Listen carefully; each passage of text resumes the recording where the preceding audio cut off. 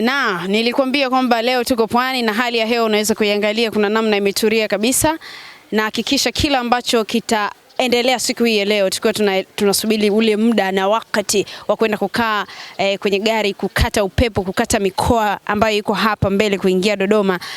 Muda bado kidogo. Moja kwa moja nimekwambia tunakwenda kuzungumza na rais wa awamu ya 33 tangu kuanzishwa kwa chuo hiki, lakini pia ni muasisi wa Cambridgeshire Company Limited, lakini pia ni baba askofu wa makanisa yote ya The New Hope Church kutoka hapa nyumbani Tanzania.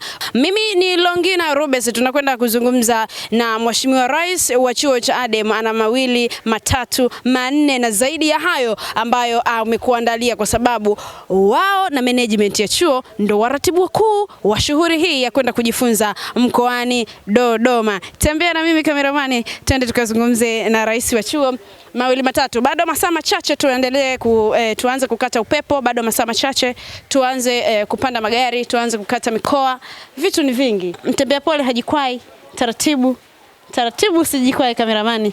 Tunaenda kwenye ofisi ya mheshimiwa rais wa chuo cha ADEM, ni baba askofu wa makanisa yote ya The New Hope Church kutoka hapa nyumbani Tanzania. Vile vile ni muasisi wa shule zote za Cambridge, au unaweza kusema ni mkurugenzi wa Cambridgeshire Company Limited. Na hapa nipo ofisini kwa mheshimiwa rais wa chuo cha ADEM, kama ambavyo nimekuambia nipo naye hapa kuhakikisha tunazungumza mawili matatu. Mheshimiwa, habari za wakati huu? Nzuri sana, habari yako? Salama kabisa. Natumaini una afya tele. Ndio. Mwenyezi Mungu mwema. Ndio. Tumekutana tena kwa mara nyingine. Sawa kabisa. Moja kwa moja bila kupoteza muda, hapa tunazungumzia ziara ya kimasomo ambayo safari yake inatarajiwa kuanza majira ya saa 10 kwa mujibu wa ratiba ambavyo inasema. Ndio. Swali mama ambalo hapa ningeweza kuanza nalo ni malengo gani makuu ya ziara ya mafunzo, na nini kama management ya chuo, lakini pia serikali ya wanafunzi ikiwa kama mheshimiwa rais wa chuo hiki cha ADEM unatarajia kwamba mara baada ya wanafunzi kutoka hapa kwenda Dodoma wataingia bungeni, watatoka bungeni wataenda kwenye maonyesho 88 na baadaye wataenda TAMISEMI. Maarifa gani ambayo nyinyi mmeyatarget kama management, lakini kama serikali ya wanafunzi?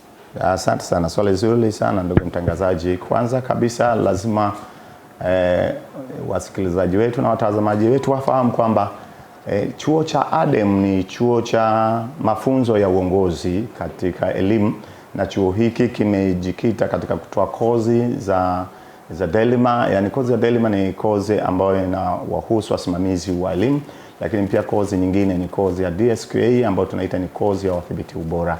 Na katika mafunzo yanayotolewa na chuo chetu kwa yanamwandaa mwanachuo kuja kuwa msimamizi lakini pia mdhibiti wa ubora wa elimu. Sasa katika kujifunza tuna njia mbili. Tuna nadharia darasani, mafundisho yanayotolewa darasani kwa njia ya nadharia, lakini pia kuna masomo ambayo yanahitaji kwenda field kwa ajili ya kupata mafunzo kwa vitendo. Kwa hiyo ziara hii inakusudi ya sasa kuwapeleka wanachuo nje ya darasa kwa ajili ya kuangalia uhalisia, mambo gani yanafanywa na idara mbalimbali za kielimu, lakini pia na ngazi mbalimbali za serikali katika kusimamia na kuendesha masuala mazima ya elimu. Kwa tutaondoka hapa, tutaenda Dodoma.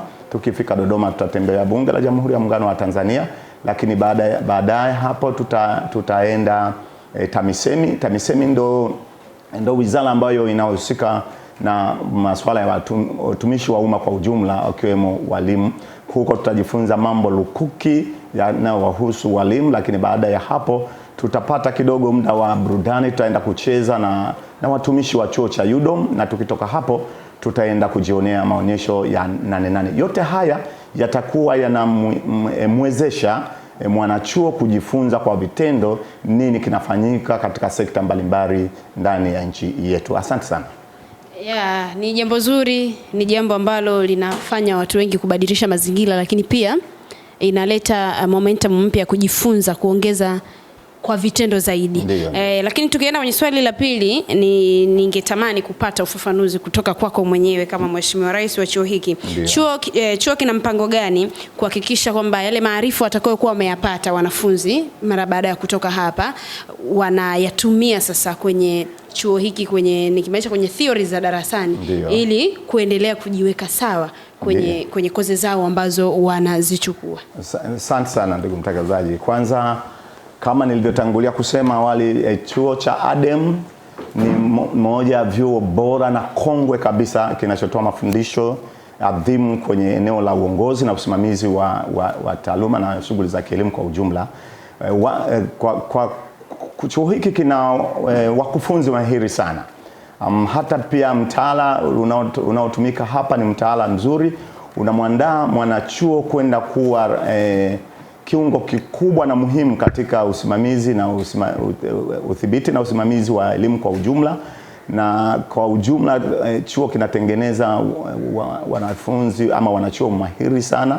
Tunategemea kwamba baada ya mafunzo haya kila intake inapokuwa imegraduate na wanaenda kufanya mambo makubwa na yanayoleta matokeo makubwa, si tu katika shule za umma lakini pia hata katika shule za binafsi. Kwa mfano mimi kama rais wa serikali ya wanachuo hapa ADEM si mwajiliwa moja kwa moja wa serikali kwa maana ya nikitumikia shule za umma, lakini niko katika shule binafsi. Kwa hiyo ninatumia pia nafasi hii kuwaomba, kuwaasa wamiliki wa mashule mbalimbali kwamba huwezi ukaendesha shule ukiwa hujapita ADEM kwa ufanisi vizuri. Na nadhani kama hii ni fursa nzuri sana, ni adhimu sana kwa wenye sifa waje mahali hapa wapate mafunzo haya. Ninaamini ya kwamba tumekuwa tukipokea shuhuda mbalimbali kutoka kwa wahitimu wa miaka mingi iliyopita. Kila mmoja aliyopita hapa kwa namna yake, namna anavyotushuhudia jinsi ambavyo wamekuwa wameboresha utendaji wao kazi, wameaminiwa kazini, na kila anapopewa kitengo na anafanya vizuri. Tunao viongozi wakubwa na muhimu sana katika taifa letu ambao wamepita mahali hapa. Wengine wameshika nyadhifa kubwa tu kwa serikalini, lakini wengine wako kwenye vitengo mbalimbali vya nchi yetu, hususan katika Wizara ya Elimu. Kwa hiyo niseme tu kwamba mafunzo yanayotolewa hapa ni muhimu sana na yanatuwezesha kwenda kukompiti, kushindana na kuhakikisha kwamba elimu yetu inakuwa ni bora, ili kwamba sisi nasi katika ukanda wa si tu Afrika Mashariki lakini pia Afrika Mashariki na Kati, Afrika na duniani kwa ujumla, kwamba yajulikana kwamba Tanzania ina wataalamu mahiri wa elimu hasa katika eneo la usimamizi na uendeshaji wa shule kwa ujumla.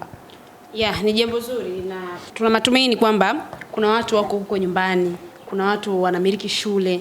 Sasa naamini kwamba umepata ule ufahamu kwamba ili uwe na mwendelezo bora kuendesha shule vizuri, kuna sehemu inatakiwa upigwe msasa kwanza. Yes, na ADEM ndo mahali pake kabisa. Ndugu mtangazaji, tu mahali hapa sisi tuna mafunzo ya muda mrefu na muda mfupi. Kwa hiyo sio lazima mtu asiogope kwamba lazima sasa nikakae chuoni.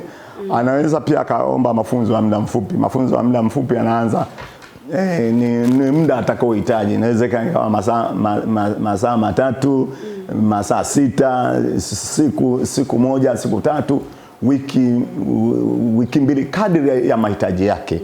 Sisi chuo chetu kiko flexible, kwa hiyo anaweza kaomba mafunzo ya muda mfupi ama mafunzo ya muda mrefu, lakini akiingia kwenye madarasa ya chuo chetu hatatoka kama alivyokuja. Na kwa vyovyote vile lazima hata wateja wake anaowahudumia wajue kwamba tuna mashine ambayo imetoka chuoni na inatuhudumia. Kila mtu anapochagua basi ipo sababu kwa nini amechagua. Na kuja kwako wewe kama boss wa serikali ya wanafunzi, Mheshimiwa Rais. Kwa nini TAMISEMI? Kwa nini kwenye maonyesho ya 8/8? Kwa nini bungeni? Hayo ni maeneo ya kimkakati, kwa sababu unapozungumza bunge ni mahali ambapo sheria za nchi yetu zinatungwa, lakini pia ni mahali ambapo wananchi mawazo yao na fikra zao na matamanio yao yanapata kuwakilishwa vyema. Na sisi tunapenda kama wanachuo ambao kwa sehemu fulani tuko sehemu ya jamii ambao wabunge wetu wanatuwakilisha. Tunatamani tufike pale tuone wenzetu wanapokaa kutunga sheria za nchi yetu, lakini pia na kutuwakilisha sisi wananchi huwa wanafanya kazi hizo wapi. Kwa hiyo tumechagua kwenda pale tukaone, lakini kwa sababu gani tunaenda pale? Kwa sababu Bunge la Jamhuri ya Muungano wa Tanzania ni kiungo muhimu sana katika kutoa kielelezo cha utawala bora kwenye taifa letu. Kabisa. Kwa sababu na sisi hapa tuna serikali ya wanachuo. Ndani ya serikali ya wanachuo tuna bunge tunaita bunge la Jamhuri ya Aso liko mahali pale. Kwa hiyo tunapoenda pale tunaenda kujifunza mhimili wa bunge wa nchi unaendeshwaje, na bahati nzuri tutakuwa na mheshimiwa spika naye pia tutaambatana naye. Kwa hiyo pia naye atapata kujua kwamba mhimili wa bunge unapaswa kuendeshwaje, lakini kwa ujumla serikali inapaswa kushirikiana namna gani na bunge, maana nasi tuna bunge hapa, tunahitaji kujifunza namna kushirikiana na serikali na bunge. Kwa hiyo tunapoenda pale tuangalie wenzetu wanashirikianaje na bunge na mambo kama hayo. Kwa hiyo ni eneo la kimkakati, lakini pia TAMISEMI sisi ni walimu. Kwa hiyo tuko chini ya TAMISEMI na ndani ya TAMISEMI. Kwa kwenda pale tutakuwa tuko nyumbani. Ni vizuri ukapajua nyumbani kwamba nyumbani kuna mambo gani mazuri na yapi ambayo yanakuongoza na yapi unayopaswa kuishi kwayo na kitu gani kinapaswa kitendeke. Lakini 8/8 tunasema ya kwamba 8/8 ni sikukuu ya wakulima, lakini kwa ujumla wake ni kwamba tunajua sehemu kubwa ya nguvu ya taifa letu inaundwa na wakulima. Kama ndivyo hivyo basi tunatakiwa twende pale tukashuhudie kwamba ni kitu gani kinafanyika, vitu gani vinaonyeshwa pale katika uhusiano wa kilimo na teknolojia na elimu. Je, ni wapi elimu inakutana na teknolojia? Ni wapi teknolojia inakutana na kilimo? Ni wapi masuala mbalimbali ya kiuchumi yanakutana na kilimo, na kwa ujumla kwenda kutengeneza taifa lenye afya na lenye uhai, watu wanaojishughulisha, ili tuone kwamba je, tunapiga hatua ama tuko pale pale ama kitu gani kinapaswa kwenda.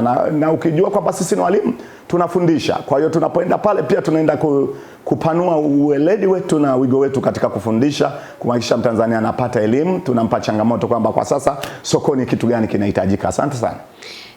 Ukiwa kama mwasisi wa shule zote za Cambridge na umepita hapa, ni Mheshimiwa Rais wa chuo hiki, wana Cambridge ama wazazi ambao wana watoto wao pale watarajie kitu gani kutoka kwako baada ya kutoka hapa? Maana yake swali lako linamaanisha kwamba watarajie nini kutoka kwangu baada ya kuhitimu masomo yangu.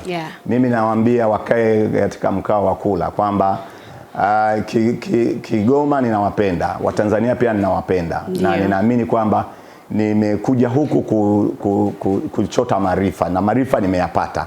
Sasa nimejua shule inaweza ikaendeshwaje, lakini shule inaweza ikaboreshwaje.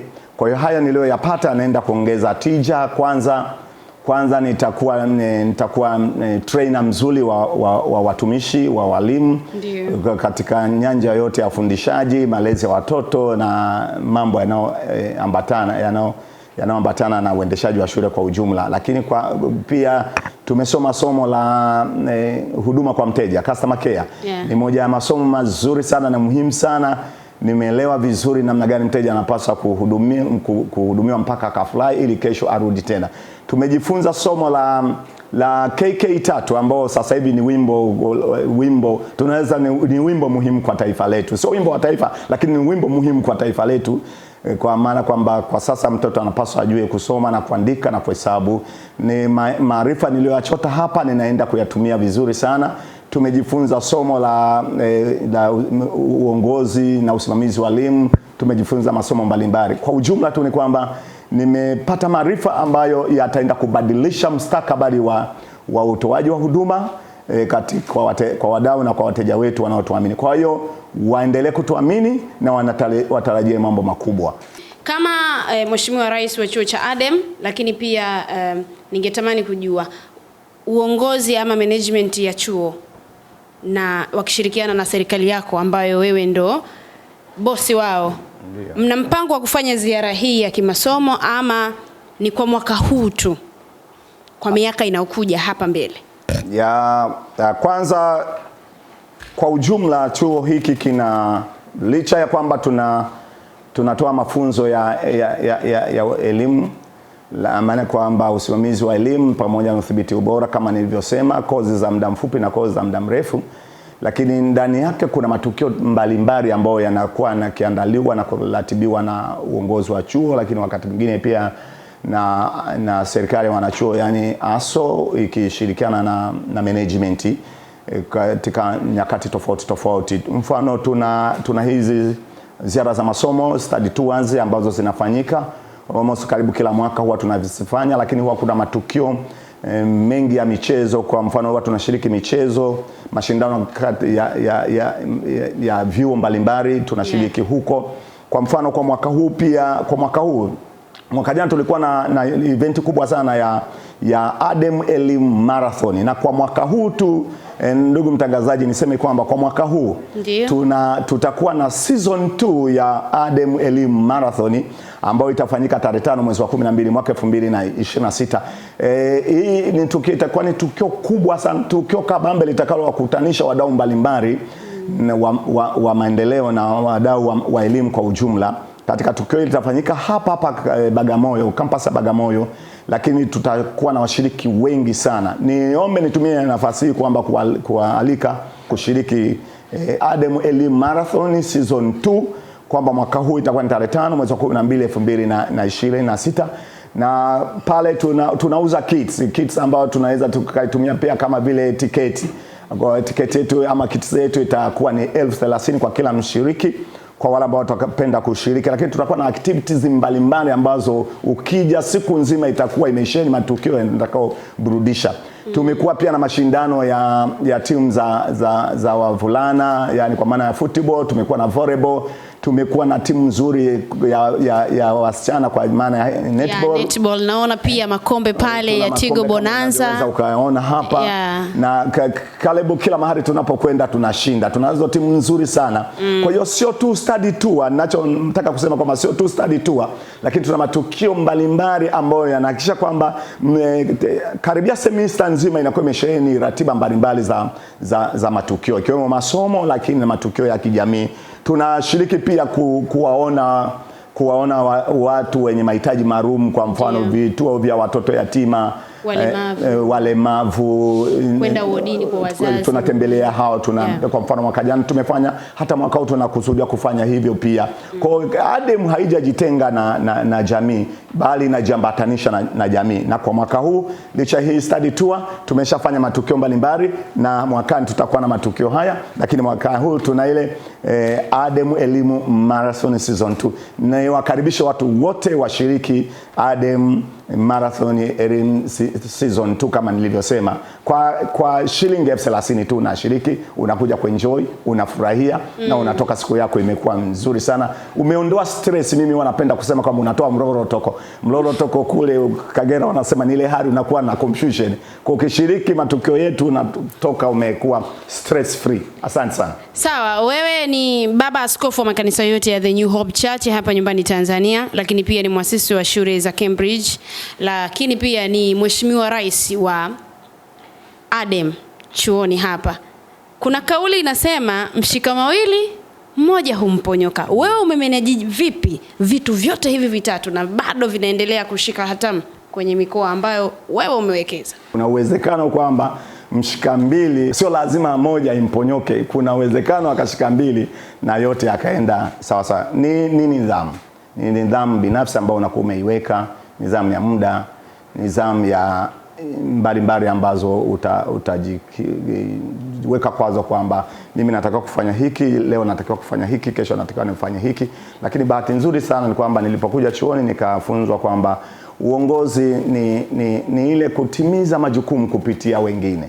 Kwa hiyo naamini kwamba binafsi mimi kama mimi siwezi kuyafanya mambo yote, lakini ninao watu, ninazo timu ambao Mungu amenipa, kupitia hizo ndio maana tunaona mambo mengine yanafanikiwa. Ni sawa na hapa tuliko chuoni, tumekuja kusoma, lakini unafika hapo unapewa majukumu ya kuwatumikia wenzako, kuwaongoza. Sasa kama utaogopa kwamba nikishika mawili moja itaniponyoka, basi inawezekana kweli wote tuking'ania darasani hakutakuwa na uongozi. Nini maana yake? Ni kwamba kuna huduma baadhi ya watu wanaweza kuzikosa, lakini kwa kupata watu wanaweza kujitoa na kukubali kushika mawili matatu, lakini kwa manufaa ya jamii. Ndio maana inaweza. Lakini niseme tu kwamba ni neema Mungu ananiwezesha, na Mungu huwa anatuwezesha pia. Sawa. Kwa kuelekea kumalizia, zikiwa zimesalia dakika 2 tumalize zile dakika 5 vizuri sasa. Ndio. Kitu gani ama ni changamoto ipi ambayo wewe mara ya kwanza kuchaguliwa kukalia kiti cha urais hapa chuoni kilikupa changamoto lakini pia ukakichukua kama sehemu ya wewe kujifunza? Asante sana. Uongozi hapa chuoni ni mwaka mmoja. Lakini katika mwaka mmoja unabebeshwa matarajio ya wanachuo wengi ambao unawaongoza. Lakini una mwaka mmoja wa moto, kwa sababu sisi ratiba yetu inaanza saa 1:30. Angalia saa 1:30 unaanza kukimbizana na vipindi mpaka jioni, na hakuna kipindi ambacho utaweza kukaa uambiwe leo mkufunzi hajaingia.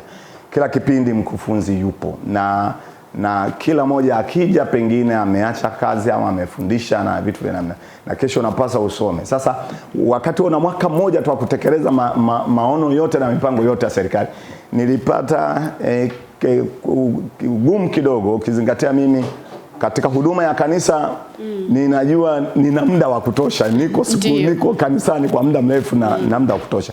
Kule kazini kwangu nina muda wa kutosha, lakini hapa naambiwa sasa una mwaka mmoja wa kutekeleza haya. Ni changamoto kubwa sana kwamba nitawezaje kuyatekeleza malengo haya yote, kwa sababu tulipoingia madarakani sisi tukatengeneza mpango wa miaka 5. Ndani ya mpango wa miaka 5 tukaja na mpango wa mwaka mmoja, kwamba yale mambo ya miaka 5 tuone mambo gani muhimu tunaweza kutekeleza ndani ya mwaka mmoja. Tulipofanya hivyo tukaweka mezani, nasema haya ndio tunatembea nayo. Ukiangalia ni mengi na yote yana muhimu na ukubwa unahitaji muda, lakini una mwaka mmoja. Unafanyaje? Mnarudi mnakaa na wenzako, mnashauriana namna bora ya kuweza kufanya, lakini kwa sababu mnakuwa na ile maafikiano na uelewano, mnakuja na modality nzuri ya namna mtakavyotekeleza shughuli zenu za serikali, wakati huo msiathiri yale mambo ya darasani, na tunaenda vizuri. Ndiyo. Na kweli hatimaye nimezoea na ninaona tutatoboa. Mwaka mmoja utaisha na tutakuwa tumesukuma gurudumu letu la uongozi sawa sana tulivyo plan. Sawa, Mheshimiwa Rais anasema lazima tutoboe mwaka huu kwa sababu ratiba imekaa vizuri na inaenda kama ambavyo mstari unakuwa umepigiwa kwa mithiri ya rula. Ni swali tu la kudokeza. Ndiyo. Hapa umepewa nafasi moja ya kuongoza msafara wa kwenda study tour ambayo inaanza leo saa 10. Ndiyo. Kwamba kuna siti 2. Ndiyo. Ya mbele kuwaongoza unaondoka nao, ya nyuma kuwachunga ili wasilale kwenye gari. Utakaa siti gani? Asante. Juzi hapa niliandika kwenye mtandao wangu wa kijamii kupitia akaunti yangu ya Facebook, nikasema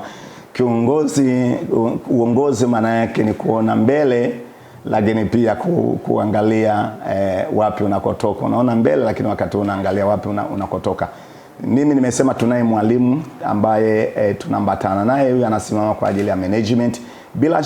Bila shaka Mwasota atakuwa mbele kama kiongozi wetu kwa niaba ya management, atakuwa anatutangulia, na mimi kama kiongozi wa serikali ya wanachuo kwa maslahi mapana ya wanachuo nitakaa nyuma, kwa sababu yeye atatangulia kwa niaba ya management, afu sisi tutakuwa nyuma, tutakuwa tunamfuata. Kwa hiyo nikubali kwamba katikati hapa watakaa wanachuo wenzangu, la mimi nitabaki kule nyuma kabisa, na mwenzetu mwalimu wetu atakuwa mbele. Kwa hiyo nadhani mbele kutakuwa na uangalizi na nyuma kutakuwa na uangalizi. Tafasiri yake nini? Kwamba safari yetu iko katika mikono salama ya Mwenyezi Mungu. Tunaamini tuna ulinzi wa kutosha. Wanafunzi wanaoondoka tunaamini watafika salama. Kwa hiyo ni rai yangu kwamba mtatuombea pia, wadau wote watashirikiana na sisi, lakini pia tusafiri kwa amani. Nitumie nafasi hii kumshukuru sana na kumpongeza mtendaji mkuu wa chuo chetu kizuri na mahili cha ADEMS. Huyu sio mwingine ni Daktari J. Mauridi, kwa namna ambavyo ametushika mkono na ameweza kutupa baraka zote, pamoja na wasaidizi wake, makamu mtendaji mkuu upande wa taaluma Dr. Mzelela, pamoja na makamu mtendaji mkuu upande wa mipango Dr. Moleli, pamoja na management yote ya chuo cha ADEM.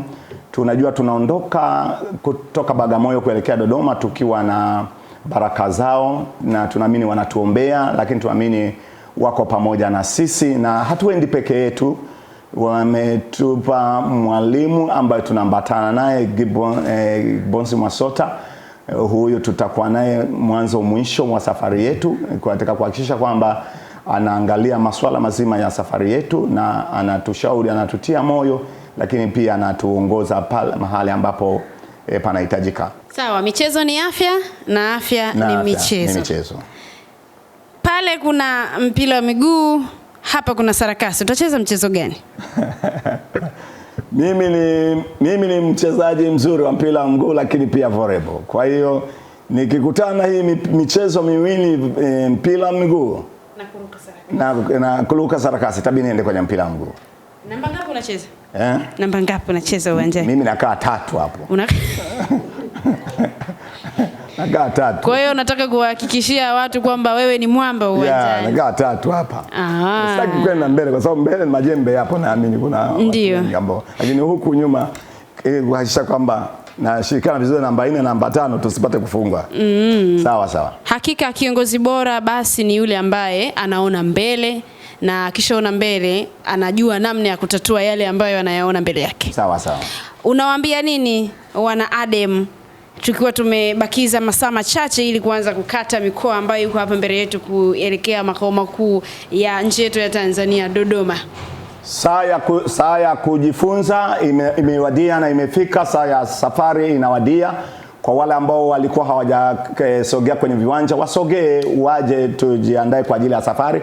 Lakini pia kwa wale watakaosalia, tunaomba waendelee kutuombea, lakini pia tunawaacha katika mikono salama, waendelee kumtanguliza Mwenyezi Mungu, wajisome kujiandaa na mitihani ijayo, ili kwamba sisi tutakaokuwa kule tutaendelea kujisomea huko tuliko pia, lakini pia tukirudi tutashirikiana na wenzetu. Kwa hiyo kwamba safari imewadia ya kwenda kujifunza, kuchota maarifa, na kila tutakachokipata kule tutawaletea wenzetu. Asante sana.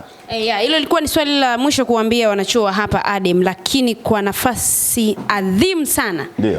Salamu kwa wana Kigoma. Juzi waliniambia wamekukumbuka sana. Waambia salamu hata kwa dakika 3. Zungumza ya moyoni. Natumaini weekend hii itakuwa ni siku yao ya furaha kuliko ambavyo niliwaacha.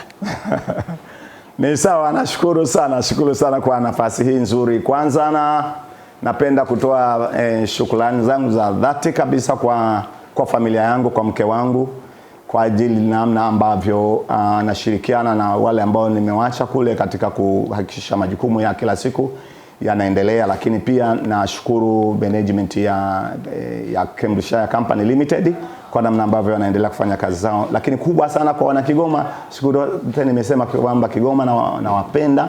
Kigoma ni eneo ambalo kweli moyo wangu uko pale, na niseme tu kwamba nawapongeza, nawapelekea salamu, na waambia kwamba sio muda mfupi, kwa neema ya Mungu tutakutana, tutaonana uso kwa uso. Asante sana, na pelekea salamu nyingi sana kutoka moyoni kwamba nawapenda. Asanteni sana wana Kigoma. Shukrani sana. Nipata nafasi ya kuzungumza na Mheshimiwa Rais wa chuo cha ADEM, na tumemaliza hivyo zile dakika nilizokuambia kwamba tutakuwa na 2 matatu hata yakizidi ya kuzungumza kuelekea study tour ambayo inatarajiwa kuanza majira ya saa 10 jioni. Yamebakia masaa machache sana tuanze kukata mikoa ambayo ipo hapa katikati. Jina langu ni Rongina Rubes, na huyu alikuwa ni Mheshimiwa Rais, lakini pia ni baba askofu wa makanisa yote ya The New Hope Church hapa nyumbani Tanzania. Ukiachana na hiyo, ni mwasisi wa shule zote za Cambridge ndani ya Katoro, lakini pia ndani ya mkoa wa Kigoma. Tunamaliza hivyo, tukutane wakati mwingine ambapo tutakuwa tunayakwea au tutakuwa tunakwea yale mabasi ambayo